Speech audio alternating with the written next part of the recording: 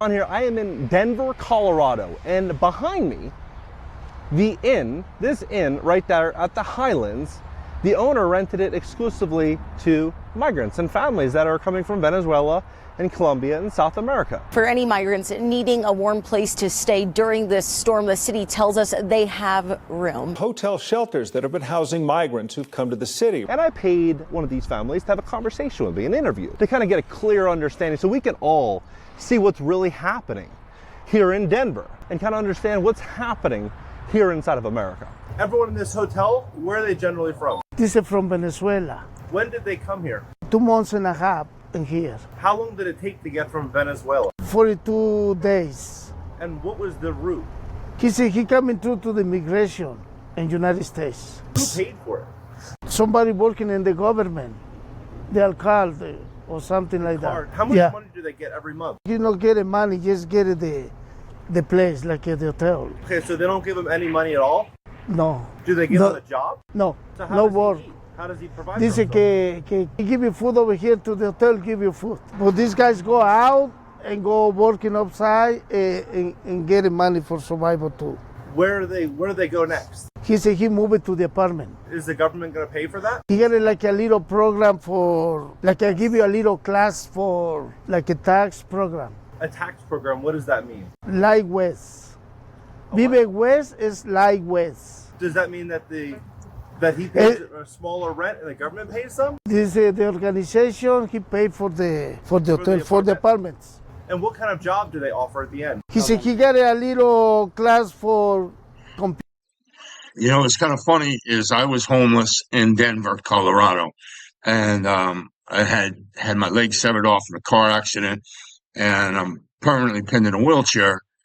And I was homeless in a wheelchair in Denver. Not one social service program, not one government official, not one state official, not one county official, not one social service, Department of Health and Human Services, on and on, etc., paid for 5 cents of anything for me. It was a rough city. You couldn't just lay down anywhere. It was a nightmare, that city. I could only imagine what it's going on. 40,000 more people have come into a place of 700,000 people, and they're paying for everything. They're paying for all their stay at different hotels, not just this one. Watch. Beauty, in English, and construction. They give them all these different classes? Yes. Free? Sí, yes. So, free housing, free classes? He paid for.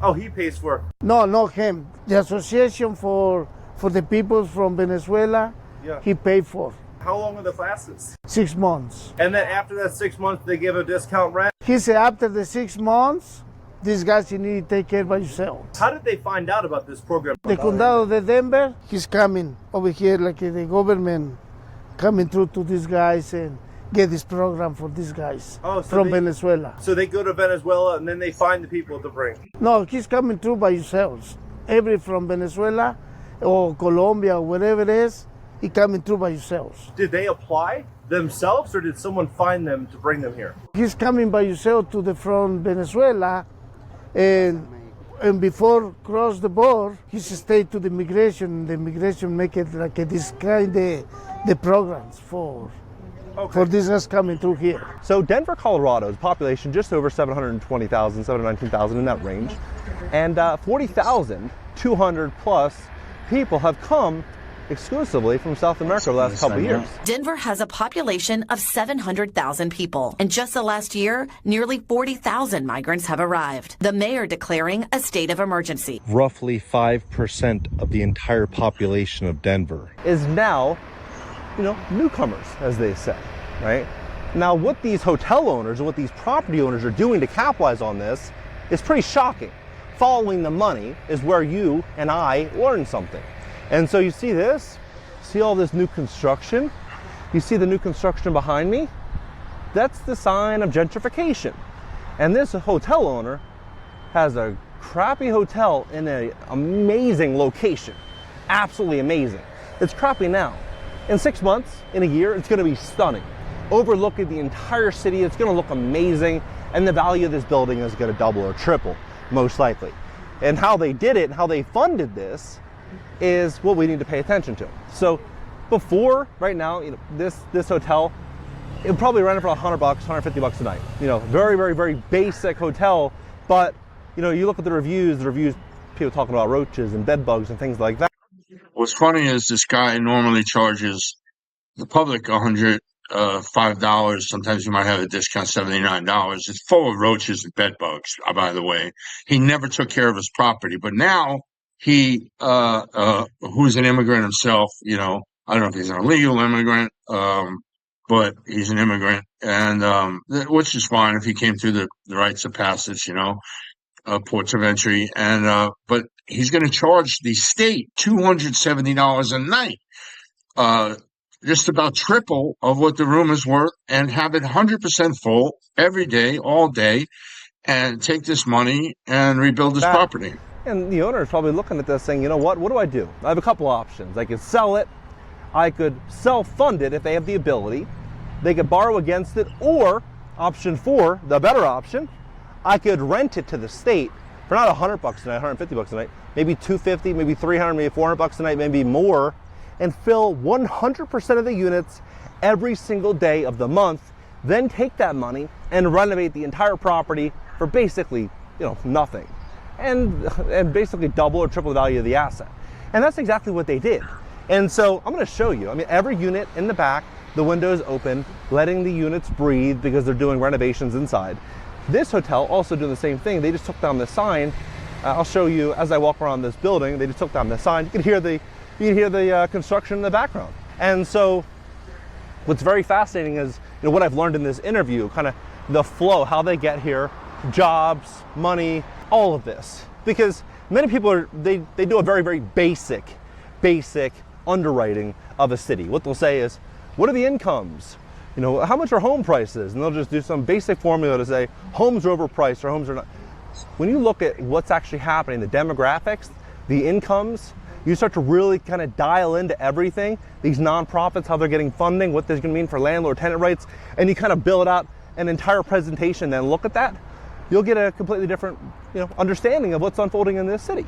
So let me give you kind of a quick 10,000 foot overview. But before I even do that, please hit the like button. When you hit the like button, YouTube will share the content to educate more people about what's really going on inside of Denver and inside of America's real estate market. All right, look at this. This is the hotel right here in at the Highlands. And this hotel owner is going to make millions and millions and millions of dollars off of this deal. There's just no doubt about it. Look at this. So every unit, the windows are open. See? Every single unit. And so how are these buildings valued? These buildings are valued based on income. And so if the income goes from 100 to 300, do the math on what that means. They're going to have more people wanting to stay here at a higher rate, meaning every month they're going to make more money. Every year they're going to make more money. And when investors look to acquire an asset like this, it's a trophy location, soon to be, in a great area. Her great attorneys and nonprofits and grassroots organizations start stepping forward to quote unquote protect tenants. Now, one bill that they tried to pass last year that did not go, but just shows that this is where they're moving, is anyone that wanted to sell an apartment building 5 units and above, they would have to let the local government know that they were trying to sell the building, and then the local government had the option within 180 days to buy the deal. So they could tie the deal up for 180 days. Now, if you own a building like this or like this, any of these large buildings, you probably have a ton of debt on it, right? It's very rare you have one of these buildings outright, free and clear. Or even the billionaires have debt. They understand debt. And if they can tie up a deal for 6 months, and maybe your debt service is 500 grand a month or 100 grand a month, whatever the number is, that's going to cost you a fortune over 6 months, right? But it just goes to show the lack of control one would have over their asset, and you can kind of understand where this is going. If you have 40,000 people that are coming here, most of which need assistance, need help, and want and at 40,000 people, it's insane. there's 50 million migrants and illegal migrants in the United States over the past 20 years. They've totally changed the trajectory of the voting bloc, and we can't afford this. It's a country buster. It's an economy buster. It's a city buster. Who expects to pay? I'm in another country, and I'm going to go to Russia and live for free. I'm going to get free rent and free food and free clothes, and other states give them debit cards. They get food stamps, definitely. And then then after 6 months, we're going to give you another 6 months, because we're going to stop the eviction moratorium process. It's a hell. It's just hell, man, for the rest of America. And it's just hell for trying to get our debt in order, and just our country collapses. It's just a dumping pool for the rest of the globe. Easy, affordable place to live, and they want someone to step in and help. You can understand where this is all going to be kind of changing and flowing. Now, I drove all around Denver. I want to say very, very clearly, Denver is a very beautiful city. I really, really, really like Denver. But I do see the change unfolding inside of Denver. And I do think the 1% are going to get a lot richer. They're going to acquire a lot of these assets. They're going to build out a moat around themselves to protect themselves from the insanity that is likely going to be forming and coming to Denver and into these surrounding areas.